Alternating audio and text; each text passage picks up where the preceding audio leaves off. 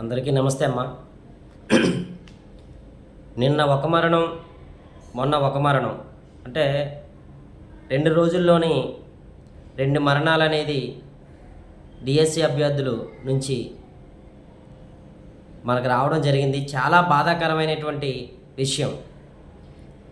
ఎందువల్లంటే మొన్న 2 లక్షల రూపాయలు అప్పులు చేసుకొని డిఎస్సి ఉద్యోగం సాధించాలి, అలాగని తను నిరంతరం ప్రయత్నం చేస్తున్నటువంటి సందర్భంలోని అంటే మరి ఆంధ్రజ్యోతి మీడియాలోని అదే వార్తని అప్పులు వాళ్ళు రావడం వల్ల సో ఆ యొక్క ఒత్తిడిని జయించలేక చనిపోయినట్టు రావడం జరిగింది.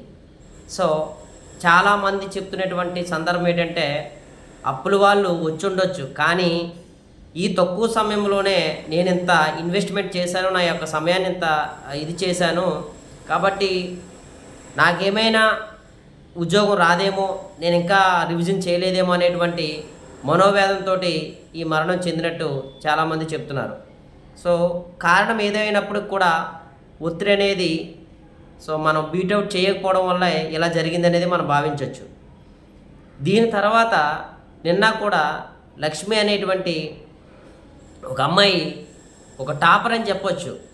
తను నిజంగా బతికి డిఎస్సిని కానీ రాసి ఉంటే టాప్ 10లో ఉంటుందేమో. ఎందువల్లంటే తనకు కూడా 140.70 ఎంతో రావడం జరిగింది.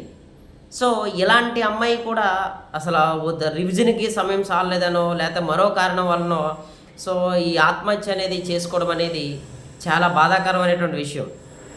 సో ఏది ఏమైనప్పుడు కూడా మీరు ఒకటి గుర్తుపెట్టుకోండమ్మా, జరిగినదైతే మాత్రం ఈ సంఘటనలోని ప్రభుత్వం తీసుకునేటువంటి నిర్ణయం అనేది తప్పనేది నేనే కాదు, మనందరికీ తెలుసు. తర్వాత కొన్ని ఉద్యోగ సంఘాలు మనకు మద్దతు ఇచ్చాయి, నిరుద్యోగ సంఘాలు మద్దతు ఇచ్చాయి. ఏదేమైనప్పుడు కూడా ప్రభుత్వం అనేది ఒక మొండి వైఖరితో ముందుకెళ్తుంది. సో కాబట్టి ఇలాంటప్పుడు మనం చేసేటువంటిది ఏమీ లేదు, కానీ మనం చివరి వరకు ప్రయత్నం చేయడమే. దీన్ని దృష్టిలో పెట్టుకోండి. ఎందువల్లంటే ఈ రోజుతో సరిపోయేది కాదు, మనం ముందు ఇంకా చాలా సాధించాలి. ఒక డిఎస్సి ఒకటే కాదు కదా. ఒకటి మీరు గుర్తుపెట్టుకోండి అమ్మా, ఈరోజు 5,37,000 మంది అప్లికేషన్ పెట్టారు కదా. వీళ్ళు పెట్టినటువంటి వాటిలో ఎంతమందికి ఉద్యోగాలు వస్తాయి? 16,347 మందికి వస్తాయి. మరి రిమైనింగ్ వాళ్ళ పరిస్థితి ఏంటి? ఏదో ఉద్యోగం చేసుకొని బతుకుతాం కదా. సో ఈ మాత్రం దానికి ఏంటంటే ఆత్మహత్యకు పాల్పడడమో లేకపోతే మరొక కారణానికి ఇలాంటి చేయడం అనేది అది సమాజం కూడా మనల్ని హర్షించదు. మనం ధైర్యంగా పోరాడాలి, మన చివరి వరకు మనం ప్రయత్నం చేయాలి. ఎందుకమ్మా నువ్వు టెట్లోనే ఆ స్కోర్ సాధించావంటే ఒకసారి ఆలోచించు, నీకు ఎంత అంటే నీ ఆత్మైనా ఆలోచించాలి. ఈరోజు చాలా బాధాకరమైనటువంటి సంఘటన. ఇలా ఎవ్వరూ కూడా చేయొద్దమ్మా. ఎందువల్లంటే సివిల్స్లోను కూడా ఇంటర్వ్యూలో ఫెయిల్ అయిన చాలామంది ఉంటారు, లేకపోతే వచ్చారంటే ఇద్దరికీ సమానమైనటువంటి మార్కులు వచ్చి కూడా ఏజ్ పర్పస్లో ఒక రోజు ఎక్కువ ఉందలగని ఆ ఎక్కువ వ్యక్తి కూడా ఇచ్చినటువంటి సంఘటనలు చాలా ఉన్నాయి. కాబట్టి ఎక్కడో ఒక సందర్భంలో మనం ఏంటంటే ఫెయిల్ అవుతుంటాం. ఆ ఫెయిల్ అయినప్పుడు కారణాలు ఏంటంటే చాలా ఉంటాయి. అలాంటప్పుడు ఏంటంటే నువ్వు ఇంకా ఎగ్జామ్ రాయలేదు, నువ్వు ఆల్రెడీ మంచి మార్కులు టెట్ స్కోర్ కూడా ఇంచుమించుగా నీకు ఒక 19 మార్కులు వెయిటేజ్ ఉంది, 19 మార్కులు కరెక్ట్గా 19 మార్కులు వెయిటేజ్ ఉంది. అలాంటి సందర్భంలో నువ్వు ఎందుకు ఈ నిర్ణయం తీసుకున్నావు? తనైనా సరే సో అబ్బాయి కానీ ఈ అమ్మాయి కానీ ఇలాంటి నిర్ణయం తీసుకోవడం అనేది బాధాకరమైన విషయం. సో ఇంకా మనం చేసేది ఏమీ లేదు, అన్ని ప్రయత్నాలు చేసాం. ప్రభుత్వం అనేది ఏమవుతుందంటే ఇంకా ఆ మొండితో వైఖరితో ముందుకెళ్తున్నప్పుడు మనం ఏం చేయలేం. కాబట్టి మిగతా ఈ యొక్క ఏదైతే 5,37,000 మంది ఆస్పిరెంట్స్ ఉన్నారో వాళ్ళందరూ కూడా ఒకటే నేను పిలుపునిస్తున్నానమ్మా, మనకి ఈ రోజుతో సరిపోయింది కాదు, గుర్తుపెట్టుకోండి. తర్వాత కేంద్ర ప్రభుత్వ ఉద్యోగాలు చాలా ఉన్నాయి, రాష్ట్ర ప్రభుత్వ ఉద్యోగాలు కూడా రాబోతున్నాయి.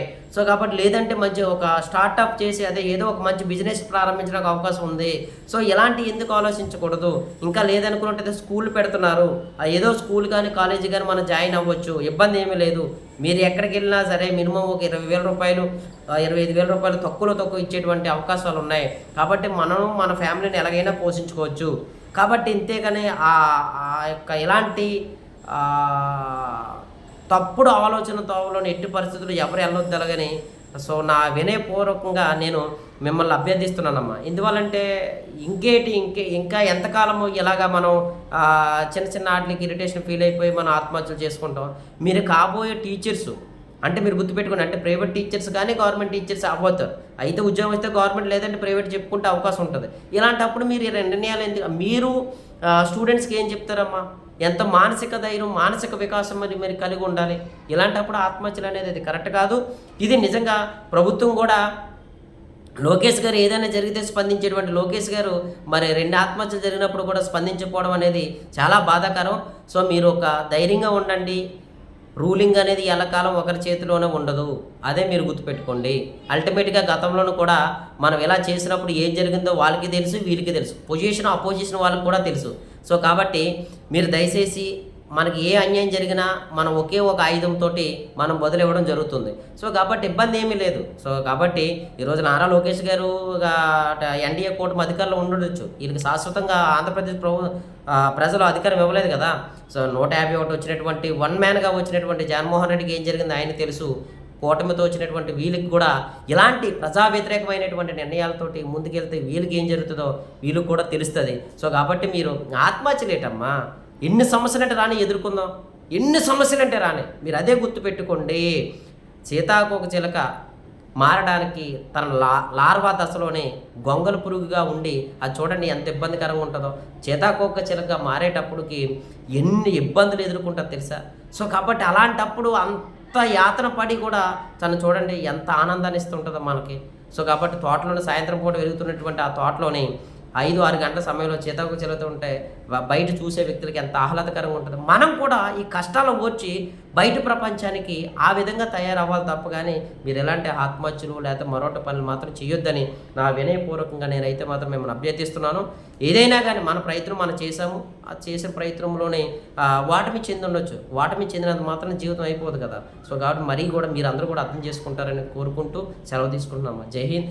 ఎవరైతే ఈ మరణం చెందినటువంటి వ్యక్తులు మన ఈ పిల్లలు ఉన్నారో వాళ్ళకి నా ప్రగాఢమైనటువంటి సానుభూతి తెలియజేస్తూ వాళ్ళ కుటుంబానికి అదేవిధంగా వాళ్ళ యొక్క ఆత్మకి శాంతి చేకూరాలని నా ఇష్టదైవాన్ని కోరి ప్రార్థిస్తున్నాను. జై హింద్, జై భారత్.